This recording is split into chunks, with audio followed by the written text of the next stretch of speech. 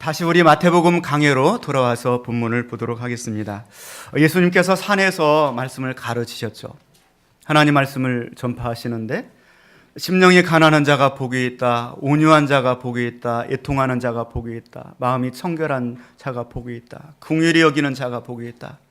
말씀을 들을 때 참 좋기는 한데 정말로 세상 살이가 너무 척박하고 힘들다 보니까 그 말씀대로 산다고 한다면 세상에서 과연 살 수 있을까?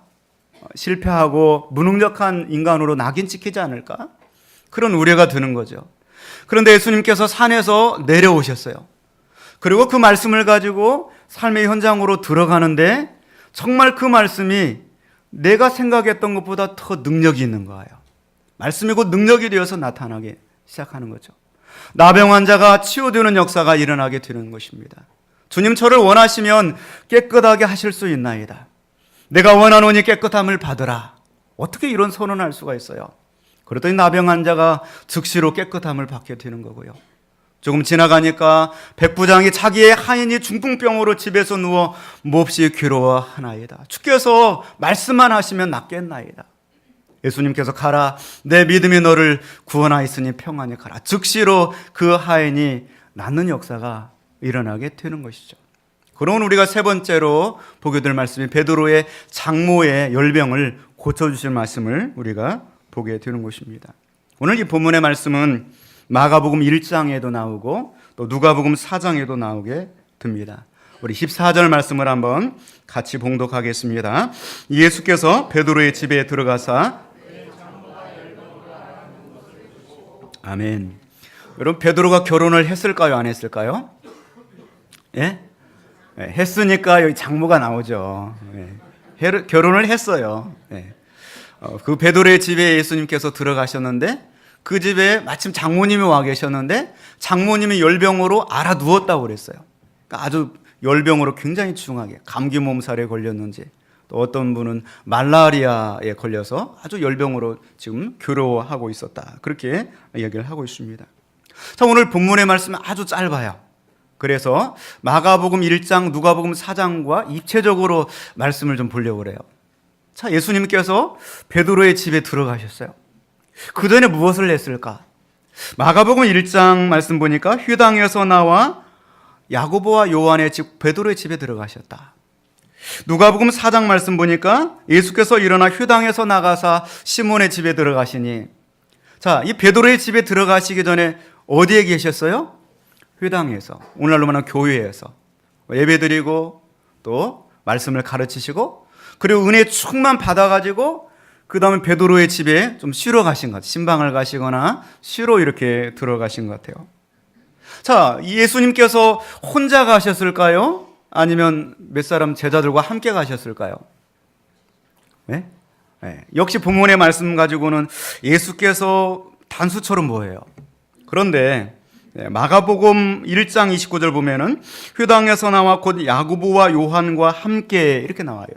혼자 가신 것이 아니라 야고보와 요한과 함께 제자들을 거느리고 이때 당시 12제자가 다 확정되지는 않았을 때 같아요. 한 5명 정도 제자를 부르셨을 것 같아요.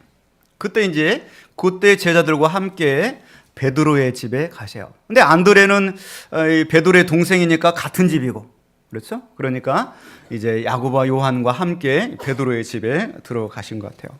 그 집에 가서 좀 쉬고 또 때가 돼서 식사도 좀 이렇게 하려고 보니까 정작 식사를 대접해 줄 장모님이 그 집에 오셔가지고 열병으로 누워 있는 것이죠.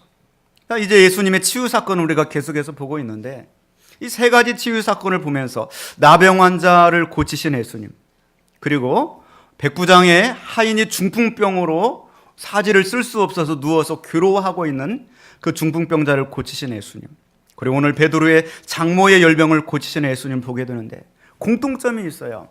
이 공통점이 뭐냐면 모두가 다 이 세상에서 사람 취급을 받지 못하는 사람들이에요. 나병 환자 보십시오. 사람 취급 받습니까? 코가 또 귀가 손끝이 썩어 문드러져 가고 사람들로부터 격리되어서 인간 취급을 받지 못하고 정말 죽을 때까지 그렇게 괴로움을 겪는 나병 환자. 또 백부장의 종 보세요. 노예입니다. 그래서 언제 주인이 나를 버릴지 몰라요. 버리면 그 인생은 끝나버리는 거죠.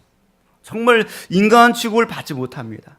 오늘 여기 본문의 말씀에 베드로의 장모를 보세요. 여자입니다. 여자. 우리는 지금 그래도 장모님은 뭐 그런데 그때 당시로 돌아가서 보면 여자들은 사람 취급을 받지 못했어요. 사람 숫자를 세다가 하나, 둘, 셋, 넷 세다가 여자가 사람 아니네? 5 이렇게 이제 숫자를 셌었어요. 오늘 우리가 예수님 때문에 우리 여자분들 얼마나 좋아졌는지 몰라요.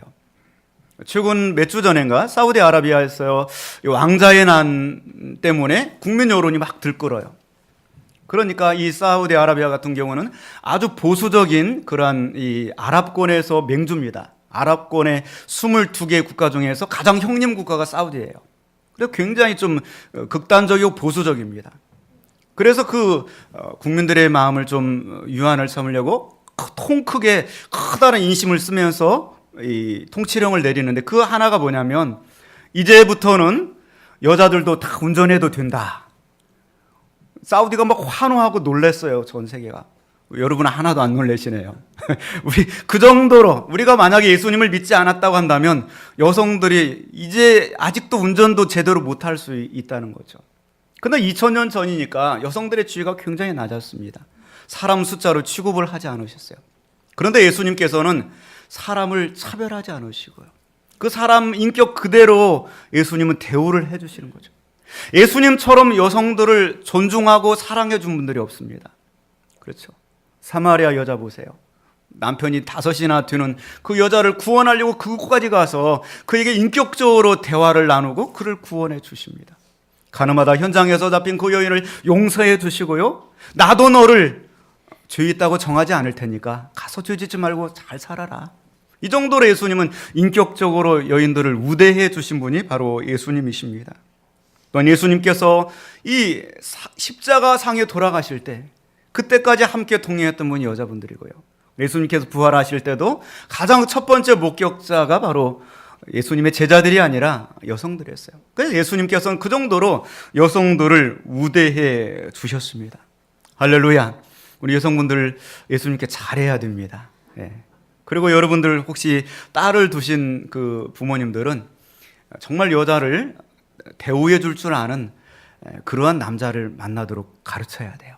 여자를 함부로 대하고 학대하고 또 이렇게 구타를 하거나 그런 남자들은 절대로 만나지 말도록 그렇게 가르쳐야 됩니다. 왜냐하면 이 아담이 여성을 처음 만날 때 내 뼈 중에 뼈요 살 중에 살이로다 그랬어요.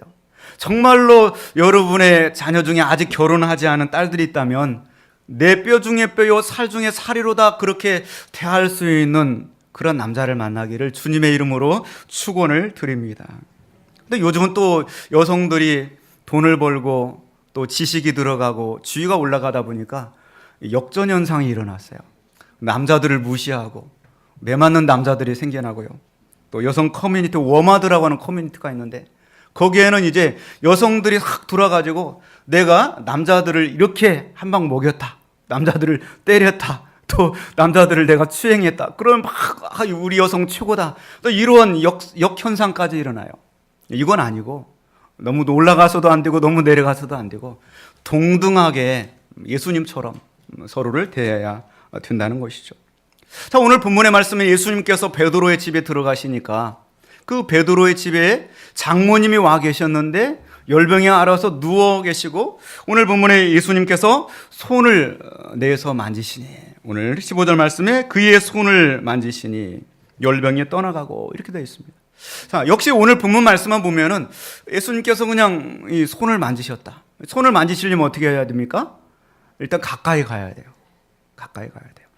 그렇죠? 그리고 이 여자분이 누워 있었다고 그랬어요. 누워 있는 사람 손을 만지려면 어떻게 해야 돼요? 내가 낮아져야 돼요. 무릎을 꿇거나 그림을 그려보세요. 내가 좀 낮아지고 무릎을 꿇어서 누워서 이 고생하고 있는 그분의 손을 예수님이 만지셨습니다. 자, 우리 말씀에 그렇게 나오는데 마가복음과 누가복음 말씀 보면 이렇게 나옵니다. 사람들이 마가복음 1장 30절에 사람들이 곧 그 여자에 관하여 예수께 여짜온대. 누가복음 4장 38절 말씀에도 보면 사람들이 그를 위하여 예수께 구하니. 자, 여기 말씀을 종합을 해보면 예수님이 베드로의 그 가정에 가셨는데 장모님이 열병으로 누워 계신데 예수님 그냥 모른 체 하셨던 것 같아요. 가만히 있었어요. 아시면서도. 그랬더니 사람들이 와서 장모님이 지금 이렇게 열병으로 귀로하고 있으니 예수님 제발 좀 고쳐주십시오. 사람들이 와서 간청했던 것 같아요. 이 사람들은 누구일까? 제자들이 아닐까요? 네, 제자들이 아닐까요? 그 중에 베드로도 들어갈 수 있고 그의 동생 안드레도 들어갈 수 있습니다. 간청을 하니까 예수님이 들어주시면서 가까이 가서 손을 대시는 거죠. 자, 오늘 우리가 말씀이 치료에 관한 말씀입니다.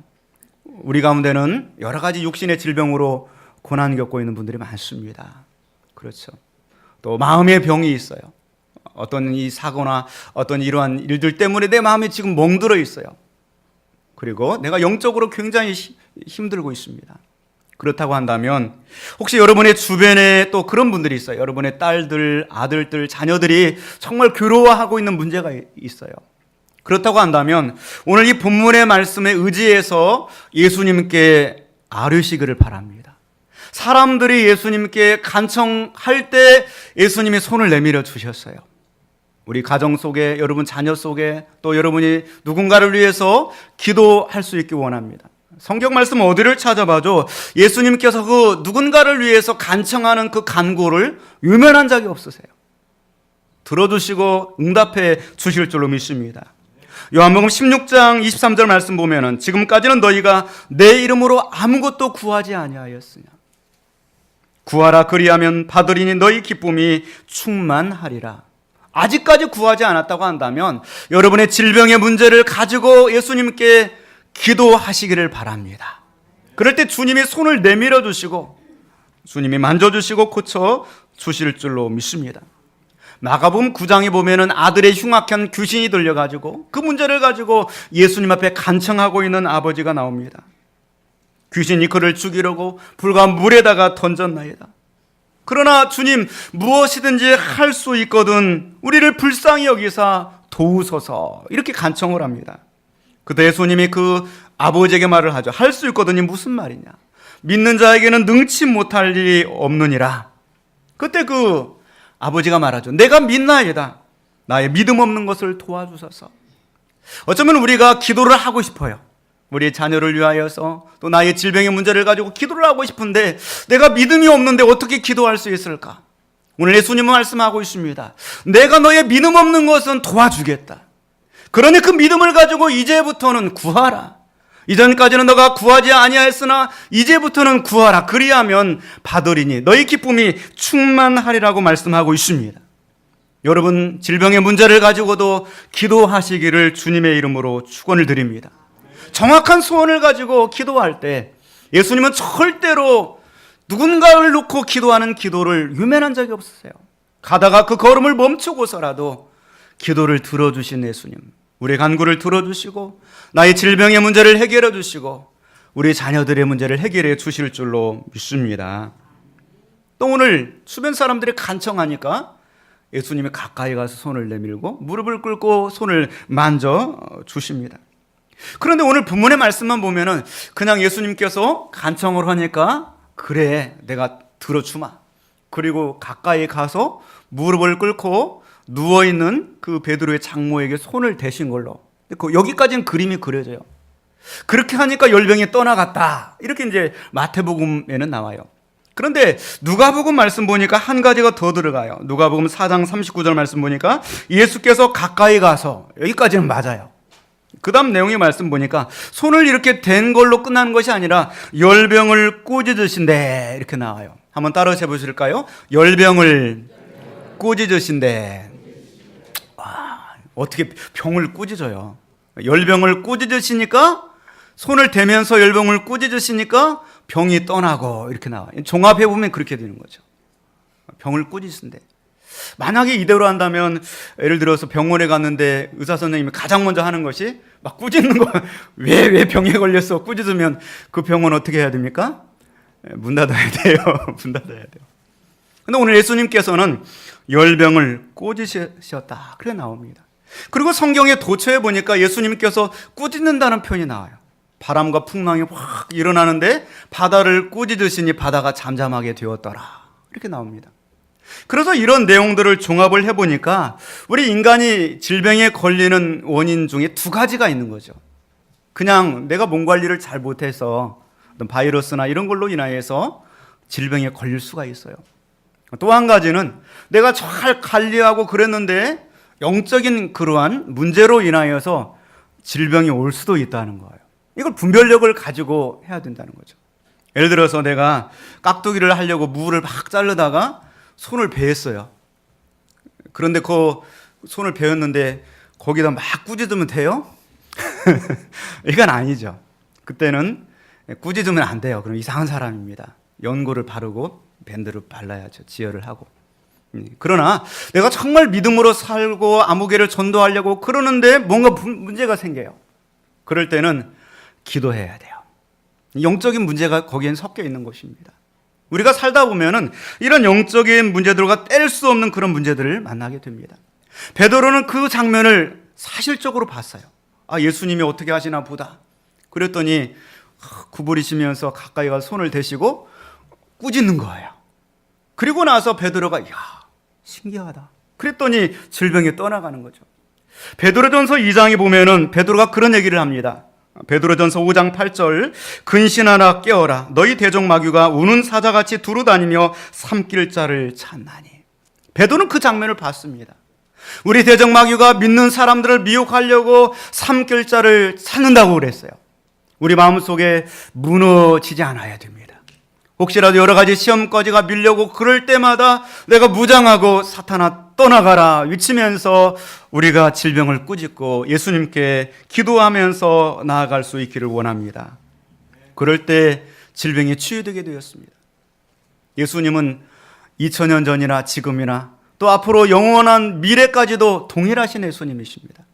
히브리 5장 8절, 13장 8절 말씀 보니까 예수 그리스도는 어제나 오늘이나 영원토록 동일하시느니라. 할렐루야. 그렇다고 한다면 오늘도 우리가 이러한 문제를 만날 때 이렇게 할 수가 있다는 것이죠. 예수님께 간청을 하고 그리고 그 문제의 원인이 영적인 문제라고 한다면 예수 그리스도의 이름으로 질병은 떠나갈지어다. 예수 그리스도의 이름으로 문제는 떠나갈지어다. 선포하며 담대하게 마귀를 대적하고 외쳐야 된다고 말씀하고 있습니다. 그럴 때 열병이 떠나가게 되었습니다. 그리고 변화가 되게 되는데요. 오늘 본문의 말씀 어떤 변화가 일어나게 될까요? 우리 15절 말씀 한번 같이 보겠습니다. 그의 손을 만지시니 열병이 떠나가고 여인이 일어나서 예수께 수종들더라. 꾸짖으면서 손을 대시고 명하시니 열병이 떠나가고 여인이 깨끗하게 나와서 그 다음 내용 말씀 보니까 예수께 일어나서 예수께 수종 들더라. 이 수종 든다는 얘기는 뭡니까? 섬긴다는 얘기예요. 구체적으로 이 수종 든다는 얘기는 영어 NIV 성경 문제가 wait on 이렇게 되어 있어요. 이 wait on이라는 단어는 식사에 수종을 두는 거예요. 예수님께 식사 대접을 하시는 거예요. 메시지 성경을 보니까 아침일까 점심일까 저녁일까 저녁 식사 대접을 하신 거예요. 저녁 식사 대접을 일어나서 잘 차려가지고 대접을 하는 거예요. 그냥 이 장면만 보면은 그럴 수 있겠구나. 내 병을 고쳐주셨으니까 감사해서 예수님께 식사 대접을 하는구나 하고 맞춰질 수가 있어요. 그런데 오늘 본문의 말씀을 좀 더 깊이 보셔야 됩니다. 과연 이 베드로의 장모가 왜 병에 걸렸을까? 마음속에 왜 그런 이 사탄에게 사로잡히고 왜 그런 끔찍한 그 열병에 걸렸을까? 그 원인이 바로 베드로에게 있다는 것이죠. 베드로에게. 여러분도 여러분의 딸들을 두고 있습니다. 저도 큰애가 딸인데요. 아직 결혼할 때는 안 됐지만요. 만약에 사육감을 구한다고 한다면 여러분 같으면 어떻게 하시겠어요? 먼저 그 사람이 직업이 있는가 볼 거예요. 두 번째는 좀 건강한가? 튼튼하게 생겼는가? 자, 베드로의 장모가 보니까 베드로가 건강해요. 남자답게 생겼잖아요. 성격도 화끈하고. 그렇잖아요. 그리고 보니까 배도 한 척 가지고 있어요. 배도. 오늘날 같으면 집 한 채 가지고 있는 거예요. 배도 한 척 가지고 있어요. 지금도 배 한 척 있으면 부자인데. 그러고 보니까 그 베드로하고 결혼하면 딸이 행복할 것 같은 거예요. 그리고 실제로 또 결혼해서 열심히 또 바다에 나가서 바다일을 하고 베드로는 물고기 잡는 명수였어요. 고기를 잘 잡아서 잘 먹여 살리고 너무나 좋았어요. 장모님 드십시오. 너무 든든했어요. 그런데 어느 날 베드로가 예수라고 하는 사람을 만나고 들어왔어요.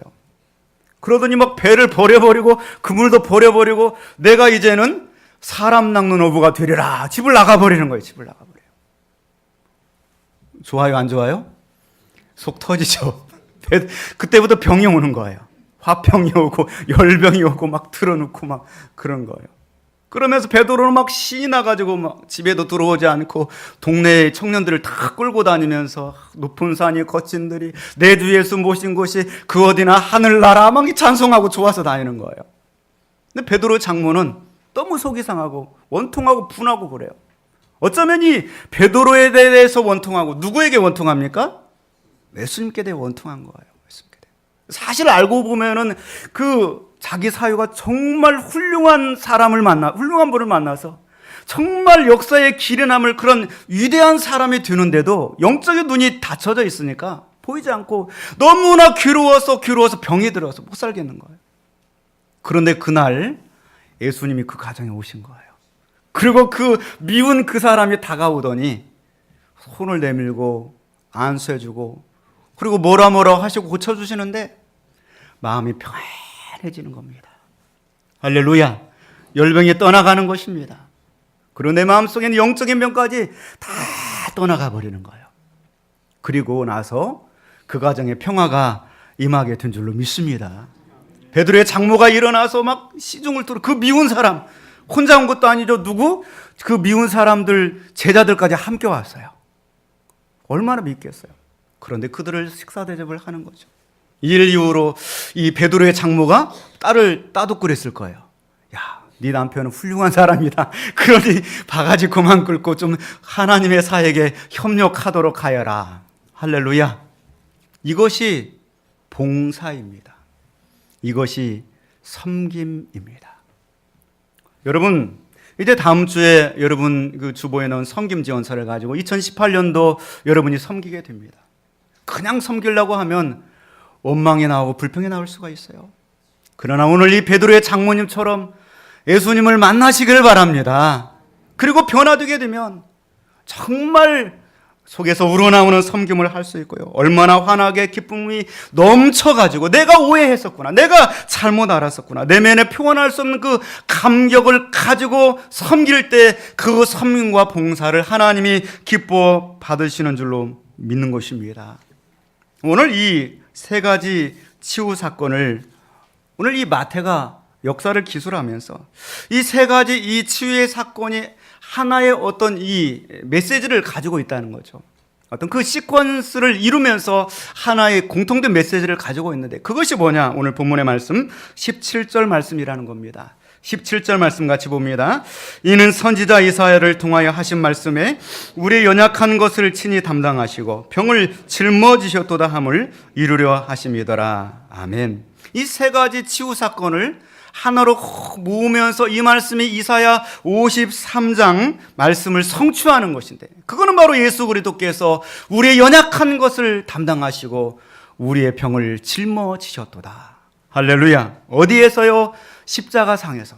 종교개혁자 마르틴 루터는 오늘 본문의 사건을 가지고 그렇게 해석을 하고 있습니다. 바로 이것은 하나님과 예수님과 우리 사이에 행복한 교환이다. 그렇게 표현하고 있습니다. 예수님께서 십자가에 달리실 때 우리의 질병을 2000년 뒤에 살아갈 우리의 질병을 담당하시고 우리의 병의 문제를 담당하시고 우리의 연약한 것을 담당하시고 우리의 건강을 주시고 우리의 영적인 축복을 대신 허락해 주신 줄로 믿습니다. 이보다 더 행복한 교환이 어디 있습니까? 그 십자가상에서 우리 모든 죄를 다 짊어지시고 우리의 병마를 짊어지시고 감당하시고 우리에게는 자신의 의를 주시고 자신의 축복을 나누어 주신 곳입니다. 베드로전서 히브리서 13장 8절처럼 그 예수님은 어제나 오늘이나 앞으로도 동일하신 예수님이신 줄로 믿습니다. 우리가 또 한 주간 동안 생활해 나가면서 이 말씀을 굳게 붙드시고 그리고 문제를 만날 때마다 예수님께 아뢰시기를 바랍니다. 예수님 반드시 우리 연약함을 담당해 주시고 우리의 병을 짊어지시는 행복한 교환으로 우리 문제를 해결해 주실 줄로 믿습니다. 기도하겠습니다.